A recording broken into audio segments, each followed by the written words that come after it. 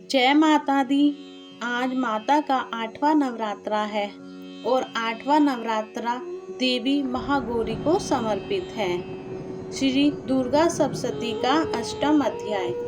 ऋषि बोले, चंड तथा मुंड दोनों दैत्यों के मारे जाने पर, बहुत सी सेना के भी क्षय हो जाने पर असुर महाप्रतापी शुंभ के चित्त में भारी क्रोध पैदा हो गया। उसने सभी दैत्यों की सेना को युद्ध के लिए आज्ञा दे दी। उसने कहा, आज युद्ध में कंबु नामक 84 सेनापति भी अपनी सेना के साथ युद्ध के लिए निकले और मेरी आज्ञा से 50 करोड़ वीर्य कुल के असुर तथा 100 ध्रुव कुल के सेनापति सेनाओं के साथ कूच कर दे। और फिर मेरी आज्ञा से कालिक मौर्य दोहार्द कालिक के सभी असुर तैयार होकर शीघ्र प्रस्थान करे। भयंकर शासन करने वाले असुर राज शुंभ ने इस प्रकार आज्ञा देकर स्वयं भी बहुत सी सेनाओं के साथ प्रस्थान कर दिया। अब चंडिका जी ने देखा कि अब इस और भयानक सेना के साथ लेकर शुंभ आ रहा है। तब उन्होंने अपने धनुष की टंकार करके पृथ्वी आकाश के मध्य भाग को गूंजा दिया। हे राजन, उस समय सिंह ने बड़ी भारी गर्जना की। फिर अंबिका जी ने घंटा बजाकर उस गर्जना को भी और बढ़ा दिया। धनुष की टंकार, सिंह की गर्जना एवं घंटे के नाद से सभी दिशाओं के गूंज जाने पर भयानक शब्दों से काली जी ने अपनी मुंह खूब फैलाया और गर्जना की। उस शब्द को सुनकर दैत्य सेनाओं ने चारों ओर से आकर देवी सिंह काली से क्रोध के साथ घेर लिया। इस अवसर के मध्य में, हे राजन, दैत्यों के नाश के लिए तथा देवताओं की वृद्धि के लिए अत्यंत बल एवं पराक्रम संपन्न होकर ब्रह्मा, विष्णु, स्वामी कार्तिक के इंद्र आदि देवों की शक्तियां उन्हीं के शरीरों से निकलकर उन्हीं रूपों में से चंडिका के पास आ गई। जिस देवता का जो रूप जैसा भूषण तथा वाहन है, उन्हीं वस्तुओं से संपन्न होकर वह देव शक्ति वही रूप धारण कर दैत्यों के साथ युद्ध करने आ गई।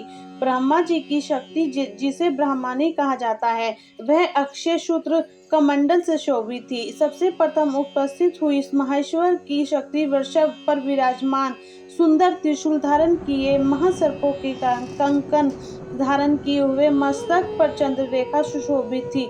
माहेश्वरी शक्ति आई। कार्तिक स्वामी की शक्ति, हाथ में शक्ति के लिए सुंदर मोर पर आरूढ़ कुमारी अंबिका की शक्ति दैत्यों से युद्ध करने आई।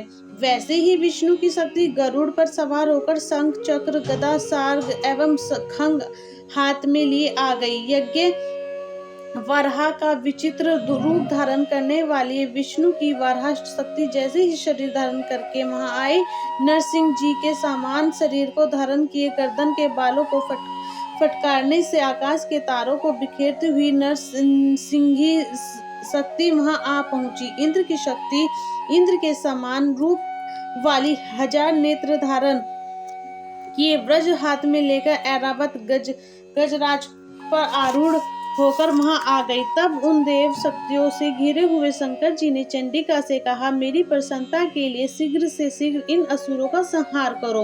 देवी के शरीर से अत्यंत भयानक सैकड़ों गिद्धड़ियों की भांति हूं नाद करती हुई बड़ी चंडिका शक्ति प्रकट हो गई।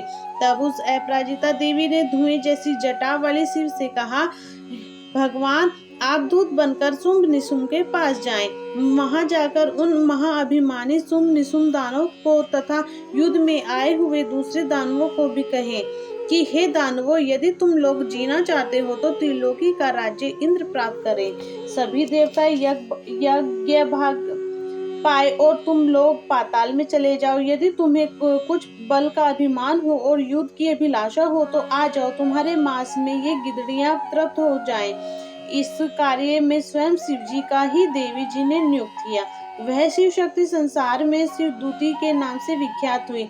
जब शिव द्वारा कथित देवी जी के वचन उन महाअसुरों ने सुने तो क्रोध में आ गए और जहाँ कात्यायनी देवी स्थित थी उस ओर बढ़ने लगे। वहां कुपित होकर उन देव शत्रुओं ने बाण शक्ति, रिद्धि आदि आयुधों से युद्ध देवी पर वर्षा करने का आरंभ कर दिया। तब टंकार करके धनुष द्वारा पहने बाण छोड़कर देवी जी ने खेल में उनके फेंके हुए बाण, शूल, शक्ति, परशु आदि शस्त्रों को काट डाला।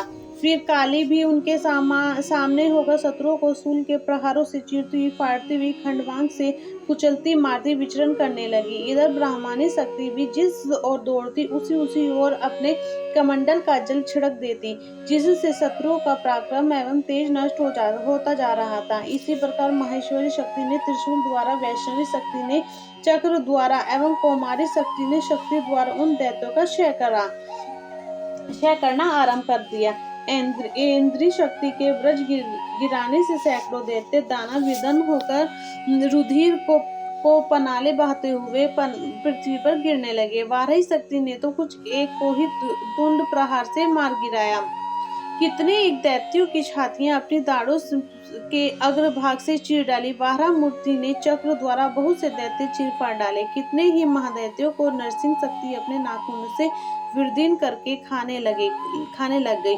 अपनी गर्जना से दिशा आकाश को पूर्ण करती हुई युद्ध स्थल में घूमने लगी। कितने ही दैत्य शिवदूती के कठोर अट्टहास से भयभीत होकर पृथ्वी पर गिरते हुए इस प्रकार अत्यंत कुपित होकर अनेकों उपाय द्वारा बड़े बड़े दैत्यों को मारने हुए मातृगणों को देखकर देव शत्रुओं के सैनिक भागने लगे। उन दैत्यों को मातृगण से पीड़ित होकर भागता हुआ देखकर क्रुद्ध हुआ महाअसुर रक्त बीज युद्ध करने के लिए आ गया। रक्त बीज के व्रज में शरीर में से एक भी रुधिर बिंदु जब पृथ्वी पर गिरता तब उसी के समान बलवान दूसरा असुर पैदा हो जाता। उस महाअसुर ने आकर इंद्र शक्ति के साथ युद्ध किया। तब इंद्री शक्ति ने अपने व्रज द्वारा रक्त बीज को ताड़ना की। व्रज लगते ही उसके शरीर से बहुत सा रुधिर बहने लगा। रुधिर की एक एक बूंद से बहुत सा योद्धा पैदा हो गए, जिनका रूप पराक्रम रक्त बीज के समान था। जितनी भी रक्त की बूंदें पृथ्वी पर गिरती थी, उनके सदृश वीरवरीय पराक्रमी पुरुष उत्पन्न हो गए। वे रक्त से उत्पन्न हुए पुरुष भी अत्यंत भयानक अस्त्रों से सुसज्जित हो मातृगणों के साथ लड़ने लगे। फिर इंद्री ने ब्रज से उसका सिर शत विशत कर दिया। उससे रुधिर बह उठा। तब हजारों पुरुष उस रुधिर से पैदा हो गए। वैष्णवी शक्ति ने चक्र द्वारा उसे मार। इंद्री ने गदा द्वारा उसे असुर राज को ताड़ना की। वैष्णवी के चक्र से क्षत होने पर उसके शरीर से ज्यों ही रुधिर स्राव हुआ, उससे हजारों उसी के समान महाअसुर पैदा हो गए। कौमारी ने शक्ति से उसे मारा। वाराही ने तलवार से भी, महेश्वरी ने महाअसुर रक्त बीज को त्रिशूल से हनन किया। उस दैत्य ने भी गदा द्वारा सभी मातृगणों को पृथक मारा। उस समय रक्त बीज बड़े गुस्से में समाविष्ट था।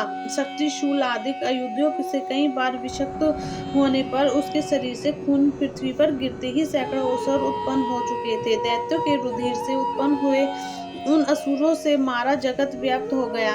तब तो देवता अत्यंत भयभीत हो गए। देवताओं को डरा हुआ एवं उदास देखकर तब शीघ्र ही चंडिका ने काली से कहा, हे चामुंडे, अपना मुंह तुम और भी विस्तार से फैला दो। मेरे शस्त्र के पात से गिरते हुए रुधिर बिंदुओं से उत्पन्न महादैत्यों को अपने वेगवान मुख द्वारा खाती जाओ। युद्ध भूमि में रुधिर उत्पन्न इन महान दैत्यों का भक्षण करती हुई तुम घूमती रहो, तभी इस दैत्य का रुधिर क्षीण होगा। इसी प्रकार क्षय होगा। तुम्हारे द्वारा इस प्रकार खाए जाने पर यह भयानक नए असुर पैदा नहीं हो सकेंगे। इस प्रकार कहकर चंडिका जी ने रक्त बीज पर त्रिशूल से प्रहार किया। फिर काली जी ने रक्त बीज को रुधिर मुख से ग्रहण कर लिया। उस दैत्य ने भी चंडिका पर गदा चलाई, किंतु उस गदापात द्वारा चंडिका को कुछ थोड़ी भी वेदना न हुई। रक्त बीज के क्षत विक्षत शरीर से तो बहुत सा रुधिर गिरने लगा। उस चामुंडा मुख द्वारा पीती गई और जो रक्तपात से दैत्य उत्पन्न हो गए थे उन्हें मुख से में डालती गई। इस प्रकार चामुंडा ने सभी दैत्य खा डाले और रक्त बीज का रुधिर भी पी डाला। तब देवी ने शूल, व्रज, वान, तलवार, सृष्टि आदि युद्धों से रुधिर हीन उस महाअसुर को मार दिया। शस्त्र समूह से आहत होकर वह पृथ्वी पर गिर पड़ा। हे राजन, रुधिर तो उसका चामुंडा ने भी पी लिया था। उसकी मृत्यु होने पर देवता परम प्रसन्न हुए। मातृगण उसके रुधिर पान के मद से उन्मत्त होकर नृत्य करने लगे। जय माता दी।